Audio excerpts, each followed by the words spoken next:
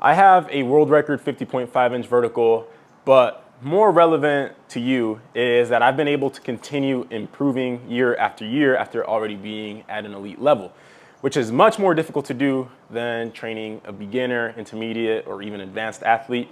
And even more relevant to you is that I've been able to help other elite athletes in the world do that, other professional dunkers. And me and my trainer, John Evans, we are literally the only coaches in the world that have been able to consistently make elite athletes even better. So that's kind of a reason on why you should be listening to me. And today I'm going to be answering your vertical jump related questions. Without further ado, let's get into the first one, which is it possible to increase your vertical with no equipment?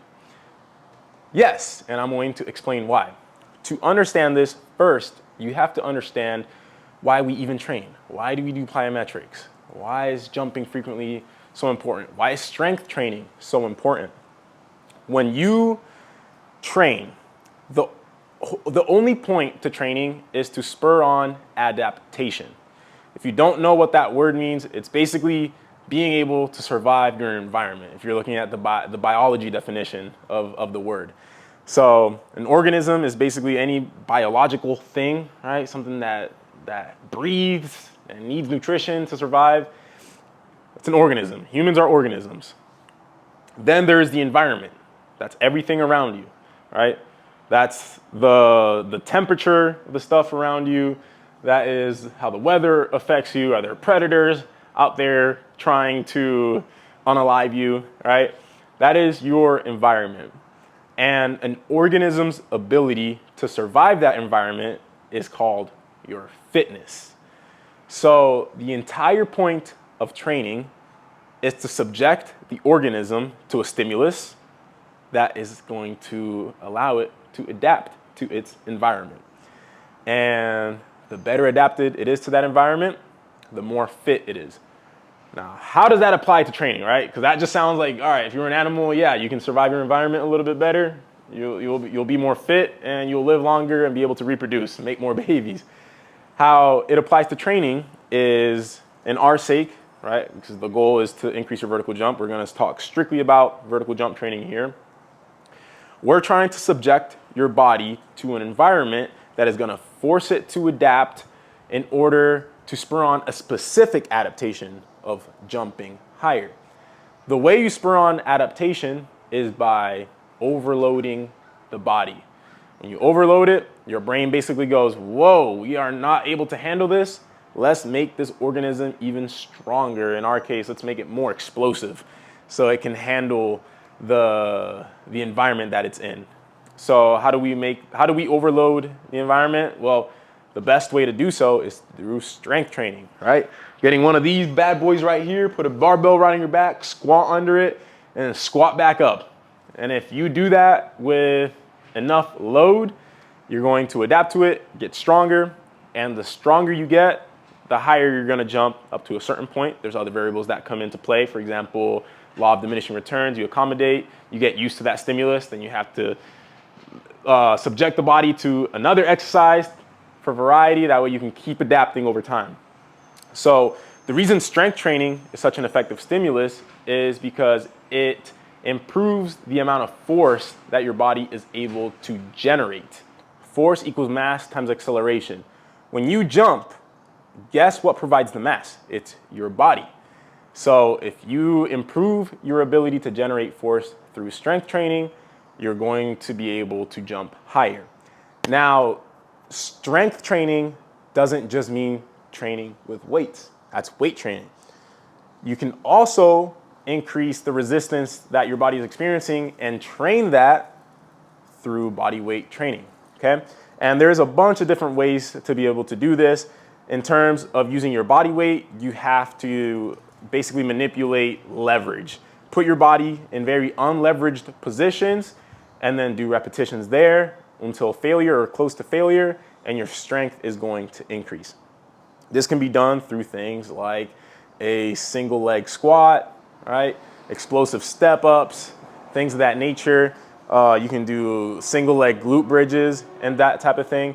And you are going to be able to improve your ability to generate force through that and jump higher.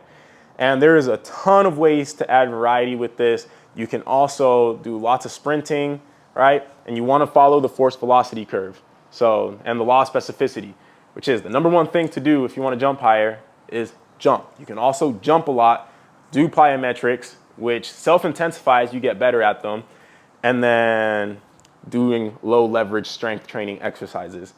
So yeah, it is possible. It is, however, limited. The benefits of using a barbell and weights and machines is that you can just continue adding load.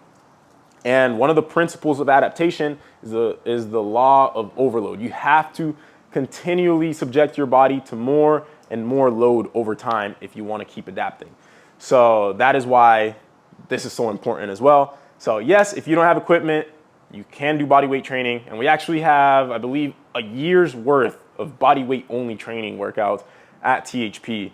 But if you're in that position, do everything you can to get access to weights. At minimum, a barbell and a squat rack. Do everything you can. Save up money, go mow some lawns. Try to save up as much money as you can to get weights and put it in your garage, or get a gym membership. That is literally one of the most important things that you can do. But don't use it as an excuse to not make vertical jump gains. Question number 2. What is the best vertical jump exercise? There is something called the force velocity curve, okay? Go type it in on Google, and on that curve, there's different exercises that fall at different points in the curve. Generally, on the concentric side of the curve, the highest force exercises are gonna have the lowest velocities, and then on the eccentric side, the highest velocity exercises are gonna have the highest peak forces. Every athletic movement falls at some point in that curve. Sprinting, 2-foot jumping, 1-foot jumping, they're all gonna follow at different points in the curve. And then different exercises you do in the weight room and plyometrics are also gonna follow at different points in the curve. The closer an exercise is to the thing that you're trying to improve on the force velocity curve, the more transfer it's gonna have, AKA, quote unquote, the more effective that exercise is going to be. So best way to improve 2-foot jumping is gonna be 2-foot jumping. Then the next best thing that you can do are exercises that are close to that. So things like loaded jumps, right? Heavy ass power cleans, things of that nature. Then squatting is gonna be a little bit closer to there. Now, why not just do those exercises all the time? It's because you will get hurt. That's where you have to do more general work. General work is basically things that are farther away from the thing you're trying to improve on the force velocity curve. And you want to implement those exercises as well, because the thing about those exercises, the ones that are more general, is they also increase your potential to improve those more specific qualities later on. And then a third thing is it also adds variety. With variety, variety is another form to overload an organism, and then it also serves for injury preventative purposes as well. Third, how many strength days is optimal? I strength train every day. Why? Because plyometrics are technically strength training as well. I do upper body Tuesdays and Thursdays. I lift Monday, Wednesday, Saturday. I'm strength training 6 days a week. I'm also doing isometrics every single day, even on rest days. So I'm strength training every day. There was also a later question, how many days do you train your vertical jump? I train it every single day because each of those things are gonna help me to increase my vertical jump. So every single day, there's always at least one thing that you can do to jump higher. And this is strictly talking if your goal is to jump higher, right? I'm not talking you're a basketball player, you're a football. No, I'm talking purely. If you're trying to jump higher, every single day you need to be doing something to train your vertical jump. What type of foundational work have you done before lifting heavy weights? All right, if you're a beginner, if you've never lifted heavy weights before, guess what the best thing you can do. Let's take a power clean, for example. Guess what the best foundational work to do a power clean is? Doing power cleans. You don't have to load them up heavy. Number one is learn good technique. Go grab just a barbell. Learn how to hinge properly. Those are things like RDLs, deadlifts, pulling off the floor. That is one of the most important things that you can do, is learning how to hinge properly with a braced spine. Don't go under flexion, under load. Have good technique with that. Learn how to squat with good technique, and learn how to do the ollies with good technique. Learn all those things with just the bar, and then just start incrementally loading them up, right? Load them up week to week. Eventually you'll be lifting heavy and you're gonna make it way farther than somebody who tried to do, random body weight exercises and foundational work and like low level like plyos and that type of thing. Just do those things. Practice jumping every single day. Study weightlifting. Become obsessed with the technique behind weightlifting and jumping, and you're gonna make it super far. Why has your penultimate step become less exaggerated and shallower? I actually have not noticed this. There's a chance it has. My prediction on why that happened is because I actually went through the worst injury of my life 13 months ago. It's literally almost exactly a month ago that I went through worst injury of my life. I tore my IT band. I was working through pain for a long, long, long time. It's one of the worst things that you can do. And then on one of my highest jumping days ever, I went to go do a dunk and my leg literally popped. I felt it pop, and the rehab took almost a year. Well, the rehab took about 7-8 months before I was able to do left-right jumping with 100% effort again. So my prediction on why my jump technique changed is probably I am subconsciously guarding on that. I would feel the most pain right when I'm at that deep position, and the longer of a penultimate step I take, the more pain I would feel. But that is changing, however. When I recently broke the world record, I was stuck at 49 inches on the day, and then the cue that I told me was longer penultimate, bigger penultimate, more aggressive penultimate. Did that, boom, popped out a 50.5-inch vertical jump. But that's most likely why that penultimate step is looking different. Do you do work that requires balance, for example, balancing on one leg? Nope, and I never have. The closest thing would probably be single leg work when I train. For example, step ups, lunges. That's about it. Those two exercises, those work your balance pretty well, but I don't do any specific work like single leg stability hops while I'm catching a tennis ball and then touching like different points and then doing that type of thing. I don't do any of that work. What does a general training day look like for you, and does it ever come out of the cycle? Yes. So a general training day is basically any day where you're not doing high intensity knee extension work, such as plyometrics or Olympic lifts or heavy squatting, right? Any knee extension that's highly intense. That's going to be a general day. A general day at THP, typically there is a lot of running, a lot of bodybuilding style circuits. And then if you're healthy, we'll give guys also lower body circuits as well. And that's going to check off a few different boxes. First, it's going to increase your fitness. You're going to get a lot more in shape, all right? And then your work capacity is going to go up along with that. So there's two benefits right there. Your body composition is going to improve. Being lean is one of the most important things as a jumper, right? Get under 10% body fat. That is one of the most important things that you can do. And if you're not, I would prioritize that. Second, it improves your hormone profile. There is some research to indicate that lifting weights and all that stuff releases more testosterone, and then you can get more out of your lower body, the high intensity days. And then the final benefit, which goes along with the second question you had, yes, we do pull it out because the final benefit of it is it allows us to add volume to the training that we can then take out during a deload week so that you can super compensate. Super compensate basically means you take stuff out, that way the organism recovers and performs better than it ever has in its life. So, and then as far as what my general days look like at the moment, that's basically where I do upper body days, mainly focused on shoulder rehab. Then I do one pull, one push, and then some carries. That way I check off all those boxes that I mentioned earlier. And I get to look freaking swole, which I kind of enjoy. Name a jumper who has a skill or quality that you are envious of. All right, before I answer this question, one of the most dangerous things that you can do as an athlete is to compare yourself to other athletes.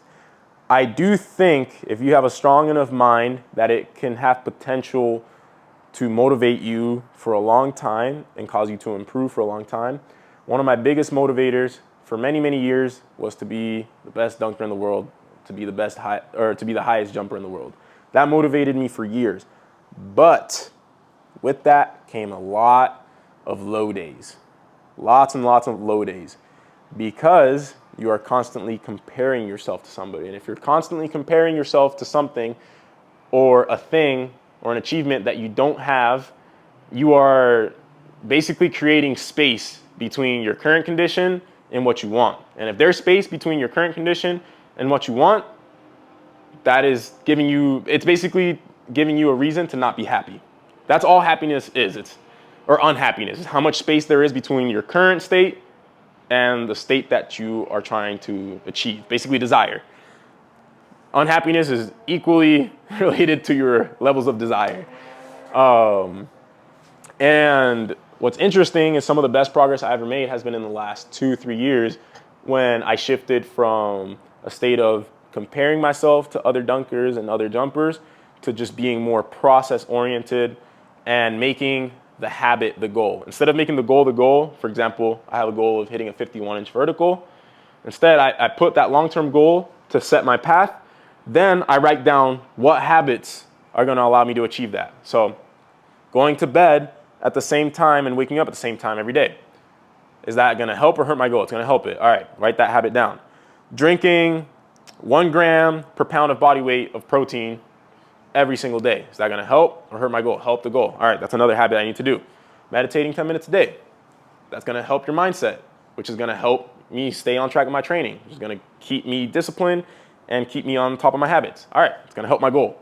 Put that down, one of the habits. Training every day and never miss a day. It's going to help my goal. That's another habit. And I could go on and on and on with these things. And then I make those habits the goal. I literally have a piece of paper in front of my desk every day with a bunch of habits, things that just have to get done every single day, and I make that the goal. So I make a big goal, then habits, then I forget about the big goal and make those habits the goal. And it's basically just, I win every day. When I go to bed, boom, I hit all my habits, I'm good to go, right? And it doesn't matter if I get hurt, because if I get hurt, all right, now the goal becomes get healthy. What is going to allow me to do that? Make those habits, boom. And I'm constantly shifting like that, but it's like every day there's habits that have to get done, and then I make those the goal. And when you make the process the goal, you become deadly, yo. You become a force of nature to be reckoned with, because then nothing can stop you, and you're not running on motivation anymore. It doesn't matter what other people are doing anymore at all. What matters is that you're hitting your habits, and then you're good to go, man. That's all you need. So that's probably one of the most important things, one of the most valuable pieces of advice I can give you. That the last 2 minutes of the things I just said, do that, nothing's gonna stop you. Oh, but having said that, basically, the biggest thing I am envious of is anybody that is just super injury resilient. For example, I know Jordan Kilgannon went from, I think he started low rimming at age 11 or 12, and he didn't have knee pain until he was like 25 or something like that, 26. And he was able to jump every day for probably 9-10 years, was able to jump every day without a single injury. And then from there, he's been able to jump twice a week with no injuries. And then T Flying High was also another guy that was super similar to that. But yeah, that is something I'm super envious of. But at the same time, I'm not, because having had the amount of injuries that I've had has made me a much better coach, which is another goal I have. I want to be as good of a coach as possible and provide as much value to as many athletes as possible in terms of vertical jump training. And because of the sheer volume of injuries I've had, it has made me so much better at coaching athletes through that, because I've gone through it. So it is something that would be cool, but it wouldn't have made me the jumper I am today. And I actually don't think I would jump as high as I do if I hadn't gone through those injuries, because I learned a lot about my body. Because a lot of those freak athletes, they go all those years without getting hurt, and then, they hit 29, 30, 31 years old, go through an injury, and now they don't know what to do. Whereas I was going through injuries when I was 14. That's when I got knee pain. At 14 years old, I got knee pain. I didn't know what it was like to be able to just go to gym class and just start jumping, no warm-up. From the very beginning, I had to be mindful of that. And it taught me a lot about discipline, work ethic, being able to stick to training even when you're in the depths of depression. Because that's what happens when you get hurt and you're not used to it, you get depressed. And if I hadn't gone through those battles early on, I would not be anywhere close to where I am today. All right, do you do plyos on the same days as strength work? Sometimes I do. And which one do you do first? You always want to go from the more specific, most intense, more elastic work first, and also the things with that involve the most muscle groups, and then work your way down from there. So a plyo would be, sprinting, jumping would be first. Something like a power clean, loaded squat jumps, that would be next in the continuum.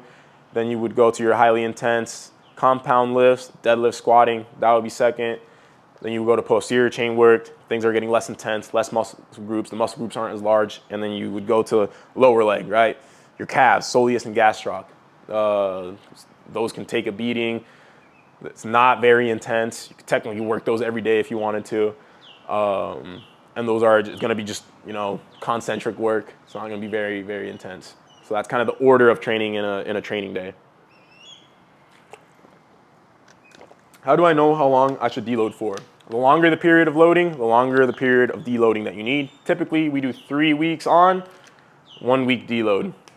And then this is where having a coach is super important, because if you are super fatigued and your performance has gone down from baseline for an extended period of time, we can taper you, which is basically an extended deload. We might put you on a cycle where the volumes are overall super low, and the goal is to super compensate through that. That's most typically done after a plyometric cycle, because fatigue is not just muscle fatigue, there's neural fatigue as well. And when you go through cycles that are focused on plyometrics and are highly specific, the level of fatigue is going to be way higher. So it takes longer to recover from that type of training than from like traditional strength training. How important are genetics? Is a 40-inch vertical possible for anyone? Genetics are very, very important in terms of how high you can jump. There are a lot of things that go into it. Tendon properties, your muscle fiber typing is really important. How your nervous system is wired, how injury resilient you are. There's even genetics when it comes to your mental training, right? How mentally strong are you? How obsessive can you be? Something like jump training, you have to be pretty obsessive to be successful at it for a long enough period of time. So genetics play a huge role. My favorite saying as far as genetics is genetics set your ceiling, but training allows you to get as close to that ceiling as possible. And the thing is, genetics isn't just about how high someone jumps, right? It's also about how someone responds to training. So you might have someone that has a horrible vertical from the beginning. I'm really similar to this. This describes me perfectly. I didn't seem genetically gifted, but I can sniff a weight room and I'll get stronger and it'll transfer over to my vertical jump. And the thing is, you're not gonna know if you're like that until you start training really hard. So yeah, genetics set the ceiling. Training allows you to actualize that and get as close to that ceiling as possible. The thing is you don't know where that ceiling is, and you're never gonna know until you train for 10 plus years. So kind of motivation for you to train really hard and find where your limits are with that. And then, is a 40-inch vertical possible for anyone? No, but I think it is more possible than people think so. I think if you don't have any pre-existing conditions like some genetic disorder or something like that, if you're generally a healthy athlete and you grew up playing sports and you have an average vertical, like if you consider yourself to have an average vertical compared to your peers, I think it is possible to train to a 40-inch vertical. How quickly you get there depends. There might be someone with an average vertical that gets there in a year. It might take someone else 12 plus years, but I think it is possible for the average athlete that's interested in jump training. If you're watching this video, it probably means you have fun jumping, and if you have fun jumping, it's likely that you have some kind of aptitude for it. Usually, athletes aren't going to enjoy jumping if they tried it as a little kid and just were horrible at it. So if you're watching this video, it is highly likely that it is possible for you to get a 40-inch vertical jump. My vertical is stuck, but my squat and deadlift go up every year. You probably need to add variety to your training. You probably need to do You probably need to surf the force velocity curve a little bit better. You probably need to get away from squatting and deadlifting, play with eccentrically overloaded training, play with isometric training, play around with plyometrics. Oh, that's my timer for isos, by the way. You need to play around with isometric training, try different exercises, try front squats, try the ollies, and then jump more. Those are all things you can do. And yeah, you should be able to break that plateau. There's also a chance that you are just changing the way you lift. This is a really common error. I'll take a squat, for example. An athlete might say, oh, my squat went up by 50 pounds, but my vertical didn't improve. But their first squat might have looked like this, but now their squat is low bar and it looks like this, super hip loaded, taking the knees out of the equation. You didn't get stronger. You just got better at the lift and more efficient at the lift and in a higher leverage position. And then they'll say, oh, my squat, strength training doesn't help, blah, blah, blah, blah. No, if you truly get strong, let's say you're doing a deep front squat and they look the exact same and they're 50 pounds, there's 50 pounds of difference, right? And you were training hard here and you were training hard here also, it's likely going to transfer over. So just some things to think about. And then best advice for 1 foot progress. Generally, all THP style training works for all jump types. It's just during jump sessions, you need more specificity for what you're trying to improve. That means doing a lot of 1 foot jumping. And then cycles where you're doing less range of motion on exercises, for example, quarter squats, hang cleans, more elastic type loading, more plyometrics. Those type of cycles are going to be, they're going to have more transfer to your 1 foot vertical. It's also going to be more sensitive to fatigue. So typically you're going to have to taper more in order to see the results of that highly specific training. Having said that, if you want me and John Evans to program your training and you get a group call 4 times a week where you can ask us questions one-on-one, you get a private message chat with me, Austin, and John where you can ask us questions 24/7. You also get a jump training course. Learn the fundamentals of strength training, plyometrics, periodization, all about different types of injuries, dunk technique, jump technique, technique breakdowns. If you want access to all that, it is $99 a month. Go to THPstrength.com. I'll see you on the other side. Like the video, leave a comment, and I'll get back to as many as I can. And I'll catch you guys in the next Q&A video. Thanks for watching.